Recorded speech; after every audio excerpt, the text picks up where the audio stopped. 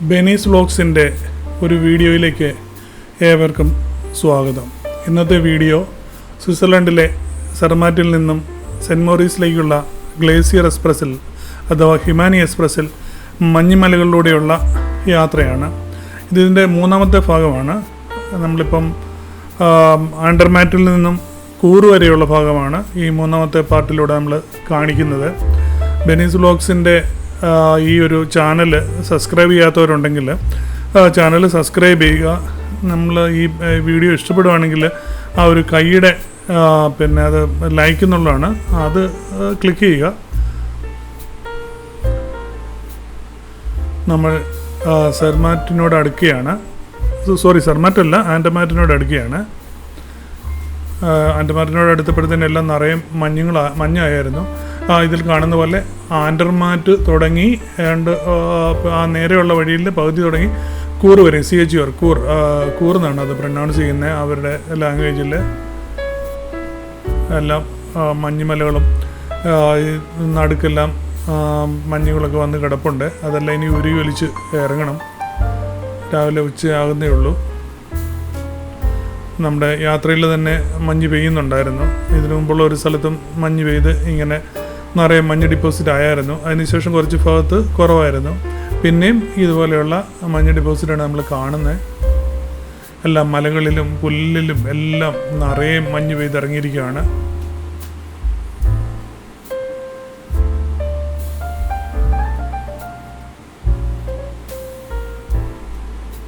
നമ്മുടെ റെയിൽവേ ട്രാക്കിനോട് പാരലലായിട്ട് റോഡും ഉണ്ട്.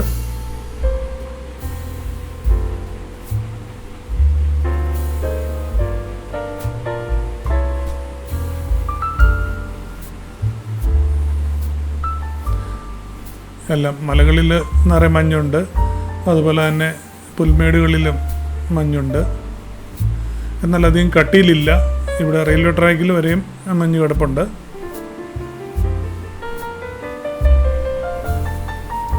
ചില സ്ഥലങ്ങളിൽ ഇതിലും കൂടുതൽ കട്ടിയിൽ മഞ്ഞ് വീഴുന്നിടമുണ്ട്.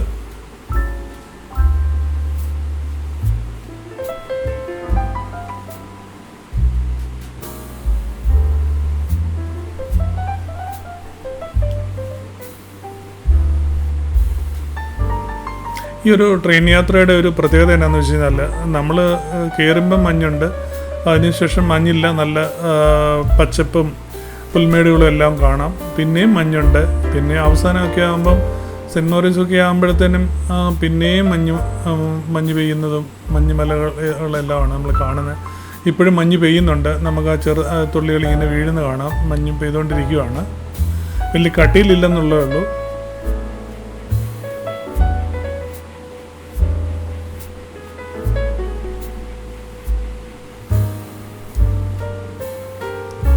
ഞങ്ങൾ പോകുന്ന ഈ സമയത്തിൻ്റെയും കൂടെ ഒരു പ്രത്യേകതയാണ്. ഏപ്രിൽ 13 ഞങ്ങൾ ഇതിലൂടെ ഇപ്പം ഇന്ന് യാത്ര ചെയ്യുന്നത്.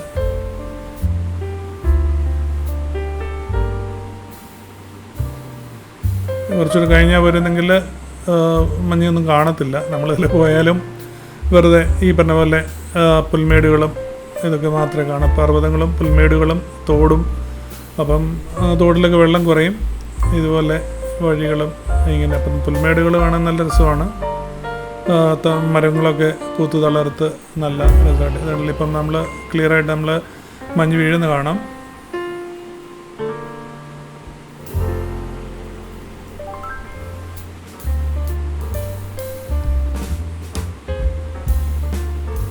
ആൻഡർമാറ്റാണ്.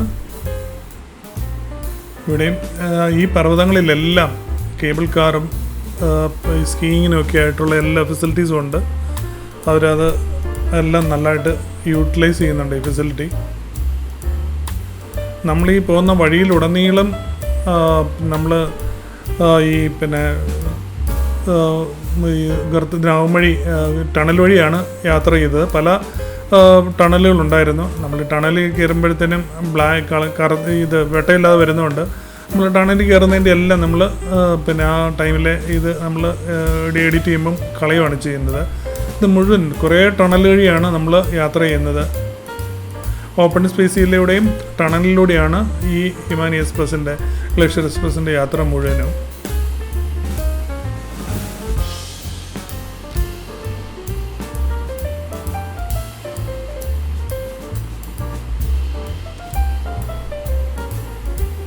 എല്ലാ സൈഡിലും എല്ലാം മഞ്ഞ് വീണിങ്ങനെ കിടക്കുവാണ്.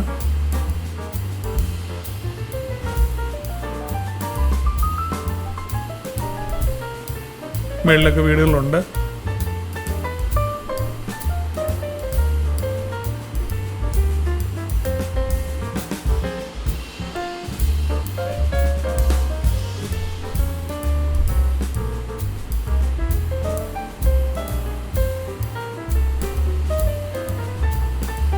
ഇവിടെ ഇപ്പോൾ അങ്ങനെ മഞ്ഞ് പെയ്യുന്നില്ലെന്ന് തോന്നുന്നു, കുറവാണ് നമ്മൾ കാണുന്ന തുള്ളികൾ.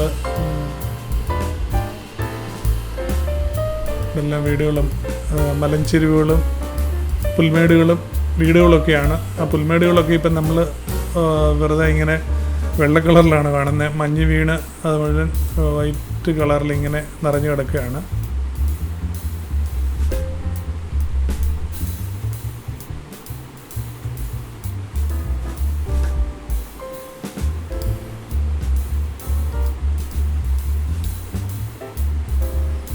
അവിടെ അതിൻ്റെ ഒരു താഴ്വരയിലെ ഒരു ചെറുപട്ടണമാണ്, വീടുകളും എല്ലാം ഉണ്ട്.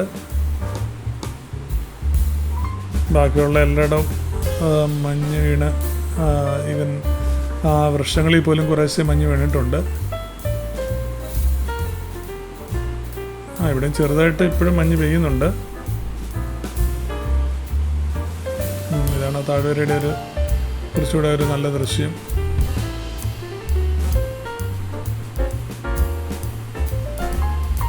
മലകളെല്ലാം മഞ്ഞ് മൂടി കിടക്കുകയാണ്. ഈ ഭാഗത്ത് വന്നപ്പോൾ നമ്മൾ കുറേ മരങ്ങളും എല്ലാം കാണുന്നുണ്ട് റൈറ്റ് സൈഡിലായിട്ട്. പക്ഷെ അവിടെയൊന്നും കുറേശ്ശേ മഞ്ഞ് വീണിട്ടുള്ളൂ. നല്ല മഞ്ഞ് വീഴ്ചയാണെങ്കിൽ ആ മരങ്ങൾ പോലും വെളുത്ത് കാണും.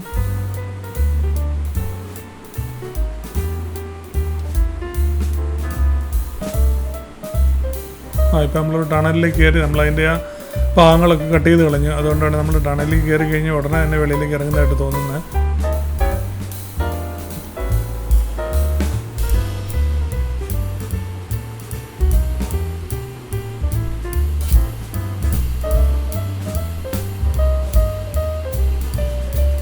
ഇവിടെ എല്ലാം ഈ താഴ്വരകളെല്ലാം ഈ മഞ്ഞ് മൂടി കിടക്കുന്നു.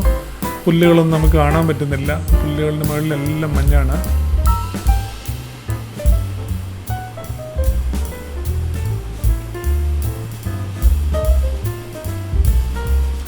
നമുക്ക് രാവിലെ ട്രെയിനിൽ കയറിയപ്പം തന്നെ ആദ്യമേ നമ്മുടെ ടിക്കറ്റ് ചെക്ക് ചെയ്തായിരുന്നു. അതിനുശേഷം നമുക്കുള്ള മെനു തന്നു.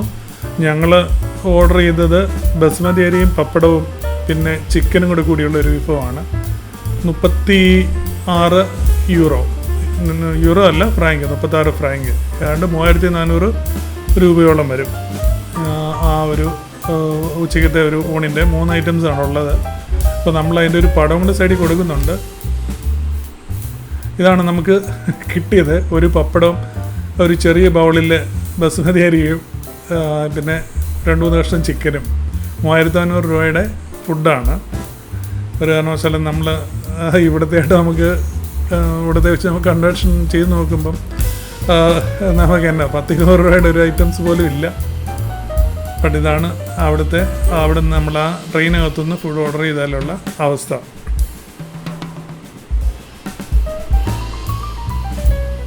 നമ്മൾ കയറുമ്പം തന്നെ നമ്മുടെ ഈ 15 ദിവസത്തെ പാസ് എടുത്ത് തരുന്നതുകൊണ്ട് നമുക്കൊരു 15 കള്ളികളുണ്ട്. നമ്മൾ ഓരോ കള്ളികളിലും നമ്മൾ ആദ്യമേ തന്നെ ട്രാമിലൊക്കെ കയറുന്നതിന് ഫസ്റ്റ് ട്രാവലിന് മുമ്പേ നമ്മൾ ഡേറ്റും മന്തും എഴുതിയിരിക്കണം.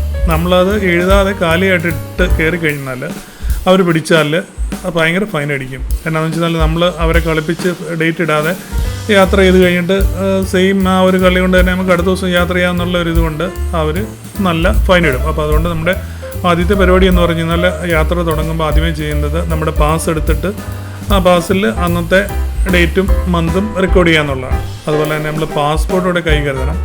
ഈ സ്വിസ് പാസ് എന്ന് പറയുന്നത് പിന്നെ നമുക്ക് അവിടെ ഉള്ളവർക്ക് പറ്റത്തില്ല. അവിടെ സ്വിറ്റ്സർലൻഡിലുള്ളവർക്കല്ല, വെളിയിൽ നിന്നുള്ള ട്രാവലേഴ്സിനാണ് സ്വിസ് പാസ്. അവിടെ ഉള്ളവർക്ക് വേറെ പാസ്സാണ്. അപ്പോൾ നമുക്ക് സ്വിസ് പാസിൻ്റെ ബെനിഫിറ്റ് മറ്റുള്ളവരെടുക്കാതിരിക്കാൻ വേണ്ടി അവർ നമ്മുടെ പാസ്പോർട്ടും ചെക്ക് ചെയ്യും, അതുപോലെ തന്നെ സ്വിസ് പാസും ചെക്ക് ചെയ്യുന്നുണ്ട്. ചില വണ്ടികളിലും ഇപ്പം ട്രെയിനുകളിലൊക്കെ നമ്മുടെ ആ ഡേറ്റ് അവർ കിഴിക്കും. ആ കിഴിക്കുന്ന സാധനം കൊണ്ട് ഹോളാക്കിയിടും. അപ്പോൾ നമുക്ക് ആ ഹോളാക്കിയാലും ആ ദിവസം മുഴുവൻ നമ്മൾ ഡേറ്റ് എഴുതിയിട്ടുണ്ടെങ്കിൽ ആ ദിവസം മുഴുവൻ നമുക്ക് യാത്ര ചെയ്യാം. തുടങ്ങുന്നിടം തുടങ്ങി രാവിലെ വെളുപ്പിനെയുള്ള യാത്ര തുടങ്ങി വൈകിട്ട് അന്നത്തെ ഇത് യാത്ര എൻഡ് ചെയ്യുന്നിടം വരെ അൺലിമിറ്റഡ് ട്രാവലാണ്. ട്രെയിനിലും ട്രാമിലും ബോട്ടിലും എല്ലാത്തിലും യാത്ര ചെയ്യാം.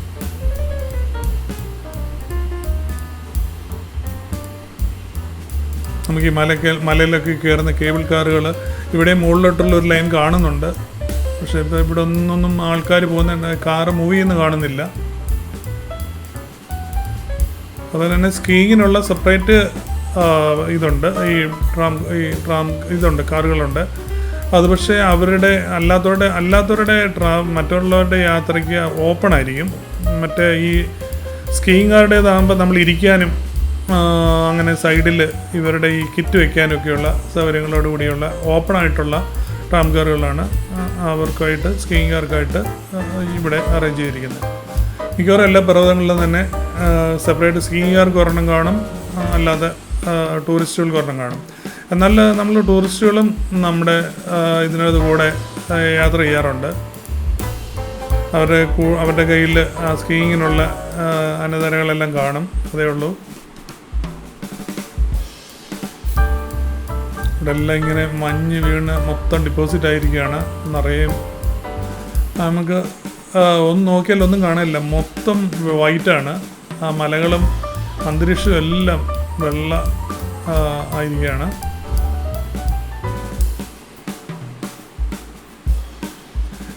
ഇടയ്ക്കൊക്കെ ഓരോ വീടുകൾ കാണാം.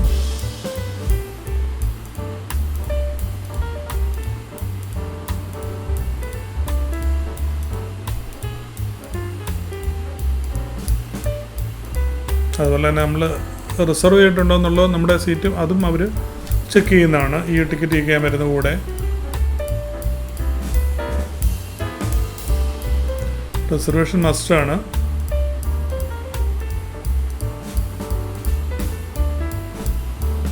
നമ്മൾ ഈ ഇത് പാസ് എടുത്താൽ ഓൾമോസ്റ്റ് പകുതി പാസിനും പകുതി റിസർവേഷനുമാണ് നമുക്ക് കോസ്റ്റ് ആവുന്നത് യാത്രയുടെ.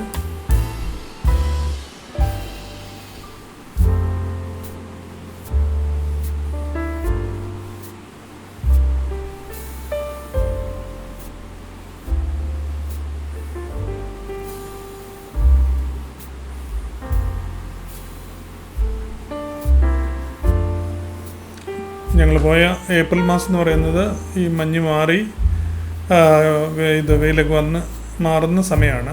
അത് മഞ്ഞ് കുറഞ്ഞു വരുന്നൊരു സമയമാണിത്. ചില സീസണിലൊക്കെ ഈ 2 ആഴ്ച അങ്ങോട്ടും ഇങ്ങോട്ടുമൊക്കെ ഇതിൻ്റെ മഞ്ഞിൻ്റെ തണുപ്പ് മാറുന്നതിൻ്റെ വ്യത്യാസം വരും. ചില വർഷങ്ങളിൽ നമ്മൾ ഈ സെയിം ഡേറ്റിൽ തന്നെ പോയാലും മഞ്ഞ് കാണുന്നില്ല. അതേസമയം പർവ്വതങ്ങളുടെ മുകളിലൊക്കെ മഞ്ഞുണ്ടാവും.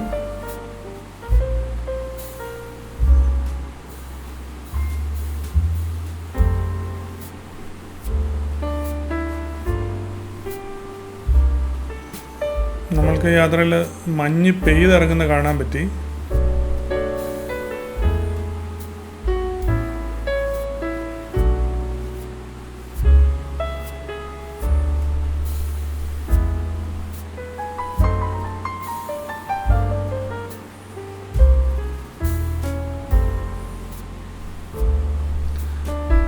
നമ്മളെ വേൾഡ് ടൂറിനൊക്കെ കൊണ്ടുപോകുന്ന ടൂറിസ്റ്റ് അവരുടെ ഇതിനകത്ത് ഈ ട്രെയിൻ യാത്രയൊന്നും ഇൻക്ലൂഡഡ് അല്ല. നമ്മൾ അല്ലാതെ പോയാലേ ഉള്ളൂ ഇതൊക്കെ നമുക്ക് കാണാൻ പറ്റുള്ളൂ.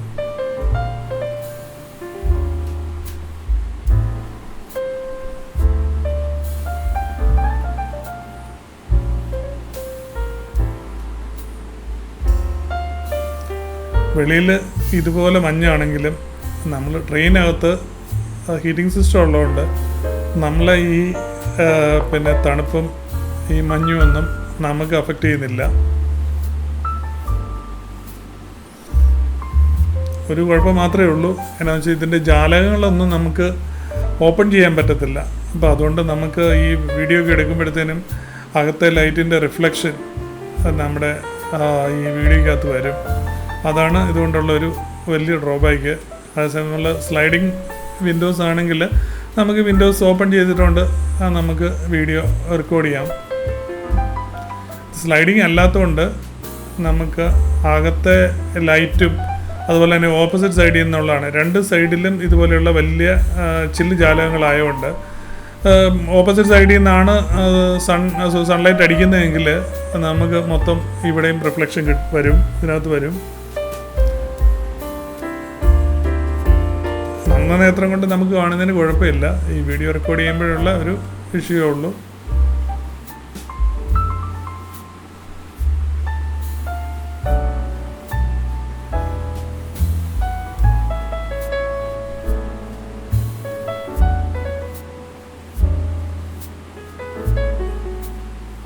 ഇവിടെ എല്ലാം നമ്മൾ മുന്നോട്ട് പോകുമ്പോൾ മലഞ്ചെരുവുകളിൽ എന്തോ വേലി പോലെ കെട്ടിയിരിക്കുന്ന കാണാം.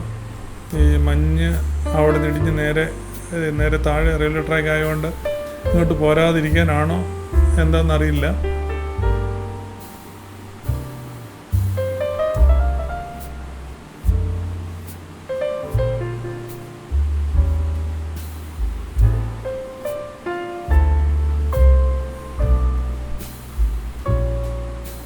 ഈ മഞ്ഞ് വീഴുകയും ഇതുപോലെ ഐസായതുകൊണ്ടാണെന്ന് തോന്നുന്നു നമ്മളിപ്പോൾ പോകുന്ന റൂട്ടുകളിലൊക്കെ മനുഷ്യൻ്റെ ഈ റെയിൽവേ സ്റ്റേഷനിലൊക്കെ ആൾക്കാർ 1-2 പേരൊക്കെ ഉള്ളതല്ലാതെ അങ്ങനെ വെളിയിലൂടെ ഇറങ്ങി നടക്കുന്നു അങ്ങനെയൊന്നും അധികം കാണുന്നില്ല. ഈ ടൗണിലൊക്കെ ആണെങ്കിലും വീടുകൾക്കുള്ളിലായിരിക്കും ഇതുപോലെ മഞ്ഞ് വീഴ്ചയൊക്കെ ഉള്ളപ്പോഴത്തേനും. അതിനെല്ലാം നല്ല തണുപ്പുമാണല്ലോ. വീടുകളിലും ഓഫീസുകൾക്കൊക്കെ ഉള്ളിലായിരിക്കും ആൾക്കാർ. ഇവിടെയൊക്കെ നന്നായിട്ട് ഡിപ്പോസിറ്റ് കിടപ്പുണ്ട്, ഈ മഞ്ഞിൻ്റെ ഡിപ്പോസിറ്റ്.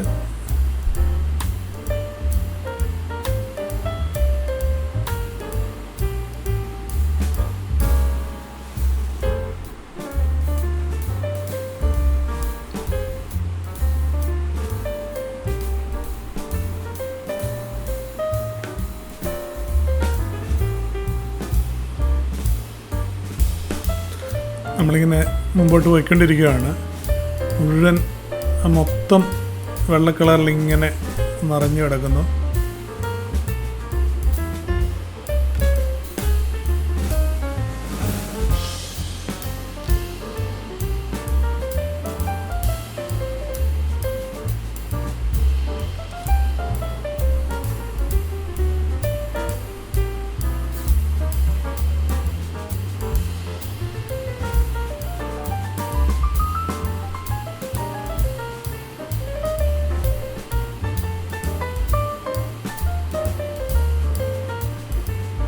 മലയിലൊക്കെയുള്ള കല്ലിൻ്റെ ഒരു സൈഡിൽ ഇങ്ങനെ താഴോട്ടുള്ള കട്ട് ഷേപ്പിൻ്റെ അവിടെ ആ സൈഡിൽ മാത്രം മഞ്ഞില്ലെന്നേ ഉള്ളൂ. ബാക്കിയുള്ള എല്ലാ സ്ഥലങ്ങളും ഓൾമോസ്റ്റ് മഞ്ഞ് വീണ് നിറഞ്ഞു കഴിഞ്ഞു.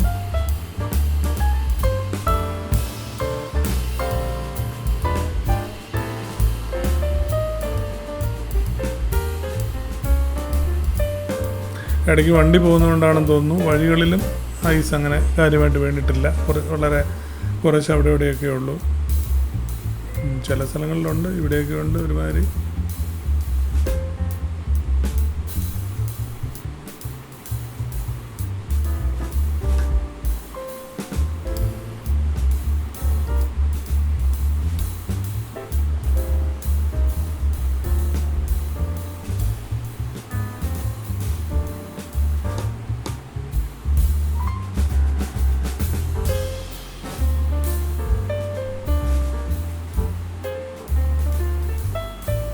ഇവിടെയൊക്കെ ആകപ്പാടെ വൈറ്റ് അല്ലാതുള്ളത് ഇലക്ട്രിക് പോസ്റ്റുകളൊക്കെ മാത്രമേ ഉള്ളൂ. നമ്മളിവിടെ സർമാറ്റിൽ നിന്ന് പുറപ്പെട്ട വണ്ടിയാണ് നമ്മൾ ഇരിക്കുന്നത്. സർമാറ്റിൽ നിന്ന് സെൻറ്റ് മോറിസിലേക്കാണ്. അതേസമയം അതുപോലെ തന്നെ സെയിം ടൈമിൽ സെൻറ്റ് മോറിസിൽ നിന്ന് അങ്ങോട്ടും ഇങ്ങോട്ടും ഉണ്ട്, സർമാറ്റിലേക്കുണ്ട്. അങ്ങനെ സെൻറ്റ് മോറിസിൽ നിന്ന് സർമാറ്റിലേക്ക് വരുന്ന ഈ ഗ്ലേഷ്യർ എക്സ്പ്രസ്സാണ് കിടക്കുന്നത്. നമ്മുടേത് സെർമാറ്റിൽ നിന്ന് സെൻറ്റ് മോറിസിലേക്കും ഈ ഓപ്പോസിറ്റ് സൈഡിൽ കിടക്കുന്നത് സെൻറ്റ് മോറിസിൽ നിന്ന് സെൻറ്റ് മാർട്ടിലേക്കുള്ളതാണ്. രണ്ട് സൈഡിൽ നിന്നും അങ്ങോട്ട് ഇങ്ങോട്ടും ഓരോ ട്രെയിനുകൾ രാവിലെ പുറപ്പെടുന്നുണ്ട്. ഈ സീസൺ കഴിഞ്ഞാൽ ഇനി വേനൽക്കാലമൊക്കെ ആയി കഴിഞ്ഞാൽ 2 ട്രെയിനുകൾ കാണും, 2-3 ട്രെയിനുകളുണ്ട്. ഇപ്പോൾ ഈ സമയത്ത് മഞ്ഞുകാലത്ത് ഇപ്പോൾ ഓരോന്നേ ഉള്ളൂ അങ്ങോട്ടും ഇങ്ങോട്ടും. അപ്പോൾ നമ്മൾ അങ്ങനെ ഓപ്പോസിറ്റ് സൈഡിൽ നിന്ന് വന്ന ട്രെയിൻ നമ്മളെ കടന്നുപോയി. അവിടെ സ്റ്റോപ്പ് ഉണ്ടായിരുന്നു. ചെറിയ നമ്മൾ ഈ കടന്നു പോകുന്ന റൂട്ടിൽ പല സ്ഥലങ്ങളിലും ചെറിയ സ്റ്റേഷനിലുണ്ട്. നമ്മുടെ ഈ ട്രെയിന് അവിടെ അന്ന് സ്റ്റോപ്പ് ഉണ്ടായിരുന്നു. വലിയ സ്റ്റേഷനിൽ മാത്രമേ സ്റ്റോപ്പുള്ളൂ, ചെറിയ സ്റ്റേഷനിൽ സ്റ്റോപ്പില്ല.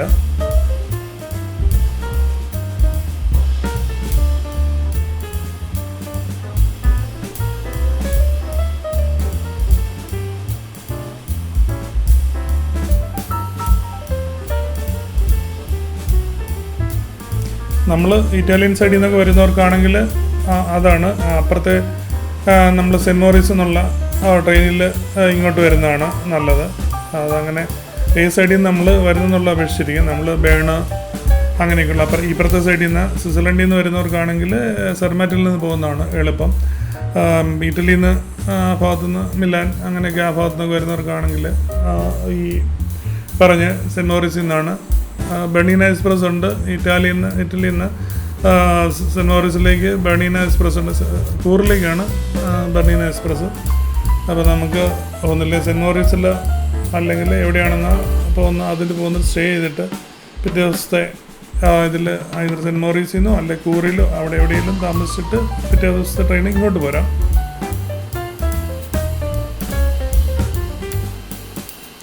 ഇവിടെ വന്നപ്പോഴത്തേനും മഞ്ഞ് ഡിപ്പോസിറ്റൊക്കെ പുല്ലയിലേക്ക് കുറഞ്ഞു.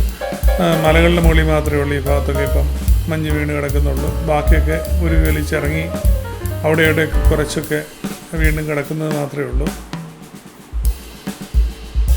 പുല്ലുകളൊക്കെ കാണാൻ തുടങ്ങി.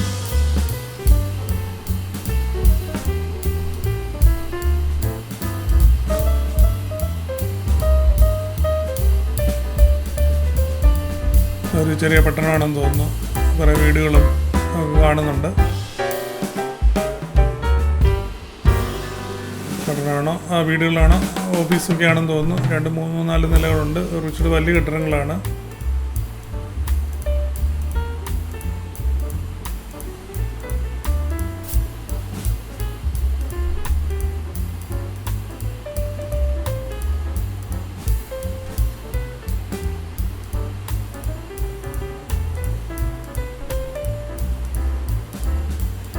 കുറേ കെട്ടിടങ്ങൾ കാണുന്നുണ്ട്. ഒരുമാതിരിയുള്ളൊരു ചെറുതല്ല, ഒരുമാതിരി വലിയ പട്ടണമാണെന്ന് തോന്നുന്നു.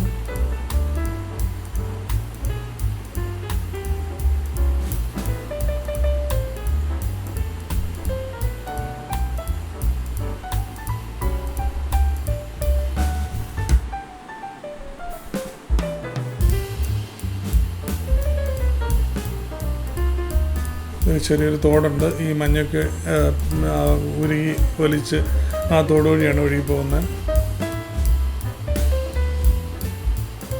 ഞാനിരുന്നതിൻ്റെ ഓപ്പോസിറ്റ് സൈഡിൽ മരങ്ങളും ആ മരങ്ങളിലുമൊക്കെ ഈ മഞ്ഞ് വീണിട്ടുണ്ട്.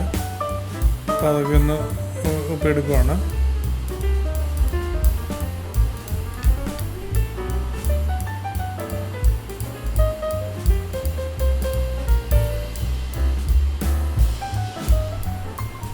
കുറേ സമയത്ത് 2 സൈഡിലും കവർ ചെയ്യാൻ ബുദ്ധിമുട്ടാണ്. നമ്മളിരിക്കുന്ന സൈഡിലുള്ള കാഴ്ചകളാണ് നമ്മൾ ഈ ട്രെയിൻ യാത്രയിൽ കൂടുതലും നമുക്ക് ഈ ക്യാമറയിലെടുക്കാൻ പറ്റത്തുള്ളൂ. ഇരിക്കുമ്പോൾ നമുക്ക് 2 സൈഡിലേക്ക് നോക്കി കാണാം.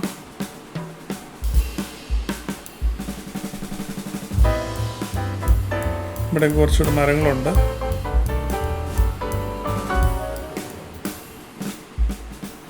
മരങ്ങളിലൊന്നും അത്രയ്ക്കും ഉണ്ട്, ഡിപ്പോസിറ്റ് ഉണ്ട്, പക്ഷേ ഇത് കുറവാണ്. മരങ്ങളിലെ പച്ചപ്പെല്ലാം നമുക്ക് ക്ലിയറായിട്ട് കാണാം. എന്നാൽ നല്ല മഞ്ഞ് വീഴ്ചയുള്ള സ്ഥലങ്ങളിലാണെങ്കിൽ അതുപോലും കാണാൻ മേലാത്ത രീതിയിലുള്ള മഞ്ഞ് വീഴ്ചയാണ് ചില സ്ഥലങ്ങളിലൊക്കെ ഉണ്ടാകുന്നത്. ഇതിപ്പോൾ നല്ല പച്ചപ്പുല്ലുകളും എല്ലാം അങ്ങനെ കുറഞ്ഞു. മലയുടെ മുകളിലൊക്കെ ഈ ഭാഗത്തൊക്കെ കാണുന്ന മലയുടെ മുകളിലൊക്കെ മഞ്ഞില്ല. അപ്പം കുറച്ചുകൂടെ താഴ്ന്ന സ്ഥലമാണ്.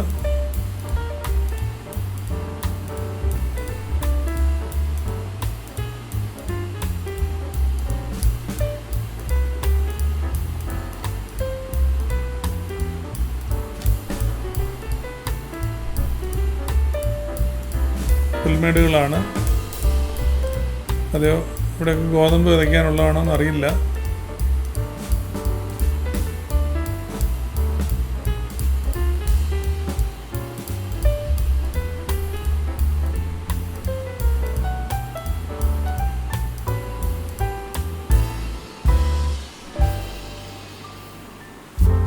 പുല്ലാണേലും ഗോതമ്പ് വിതയ്ക്കുകയാണേലും എല്ലാം മെഷീനറി കൊണ്ടുള്ള പരിപാടികളാണ് ഇവിടെ എല്ലാം നിറച്ചു.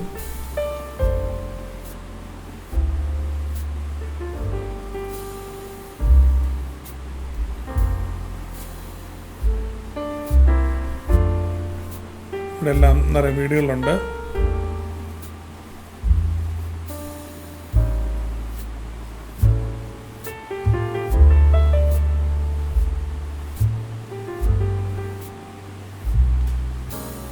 ഇവിടെ ശാലിച്ചയൊക്കെ വീണ്ടും മഞ്ഞ് വീഴ്ച കാണുന്നുണ്ട്.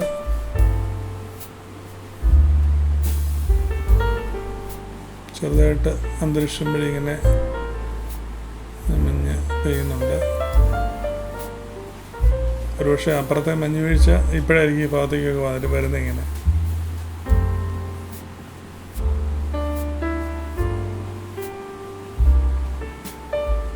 ഇവിടെല്ലാം പർവ്വതങ്ങളും താഴ്വരകളും പുൽമേടുകളും വീടുകളും ഒക്കെ ആയിട്ട് ഇങ്ങനെ ഒരു സമൃദ്ധമാണ് ഈ താഴ്വര.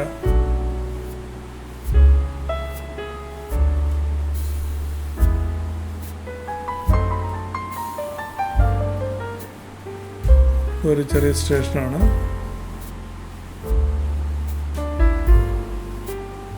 സ്റ്റേഷനിൽ നിന്ന് ടൗണിലേക്കുള്ള വഴിയാണ് കാണുന്നത്.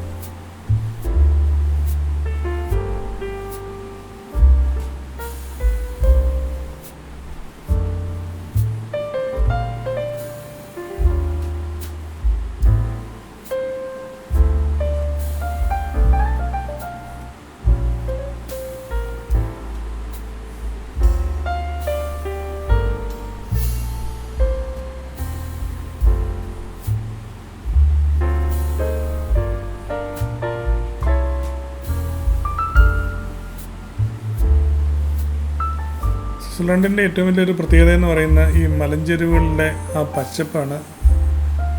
ഹരിത മനോഹരമാണ് ഈ താഴ്വരകളെല്ലാം സ്വിറ്റ്സർലൻഡിലെ.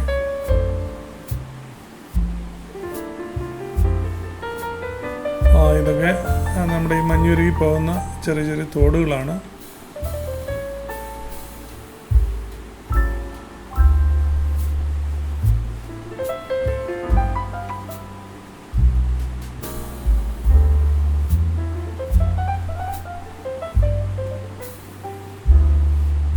ഇതൊക്കെ ഒരു ചെറിയ ടൗൺഷിപ്പുകളാണെന്ന് തോന്നുന്നു. എല്ലാം നിറയെ വീടുകളും കെട്ടിടങ്ങളൊക്കെ ഉണ്ട്.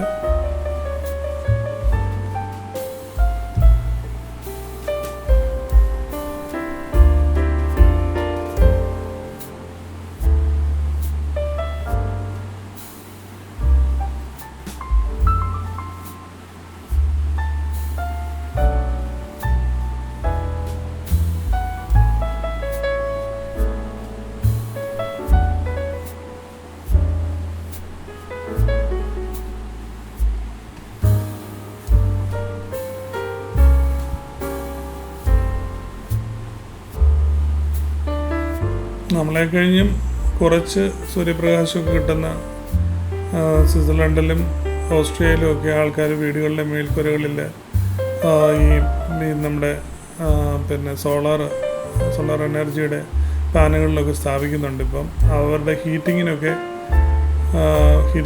ഈ പറഞ്ഞ പോലെ ഇലക്ട്രിക് കാറുള്ളവർക്കൊക്കെ ചാർജ് ചെയ്യാനൊക്കെ ആയിട്ട് അവർ കോസ്റ്റ് ഇഫക്റ്റീവ് ആണെന്നാണ് പറയുന്നത്.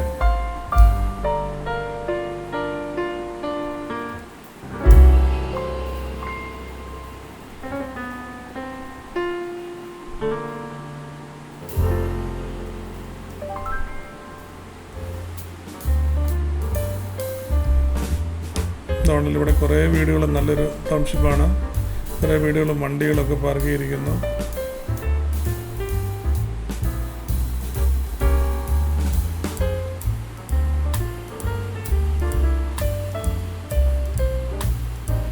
സമയം വലിയൊരു തോട് ഒഴുകുന്നുണ്ട്. അതിന് കുറുകെ ചെറിയ ചെറിയ പാലങ്ങളുണ്ട്.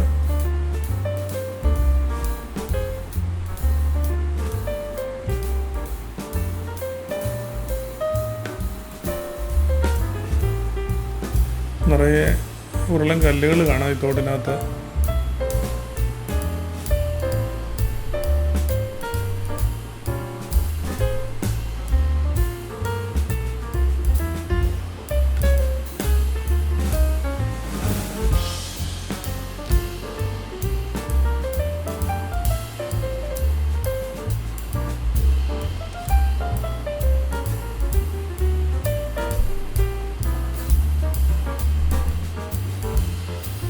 മലയിലെല്ലാം മരങ്ങളും ചെരുവുകളിലെ വീടുകളും പ്ലെയിൻ ലാൻഡുകളിലെല്ലാം നല്ല പച്ചപ്പും.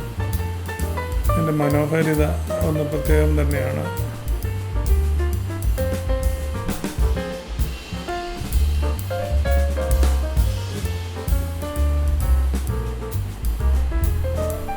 തോടിൽ കാര്യമായ വെള്ളമില്ല.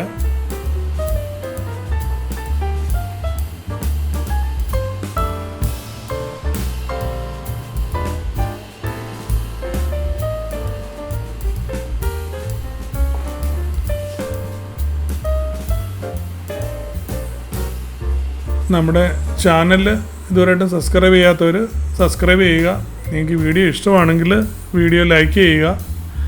ഇനിയൊരു അടുത്ത വീഡിയോ ആയിട്ട് വരുന്നത് വരെ എല്ലാവർക്കും നന്ദി, നമസ്കാരം. അടുത്ത വീഡിയോ ഇതിൻ്റെ തുടർച്ചയായിട്ട് പാർട്ട് 4 ആയിരിക്കും.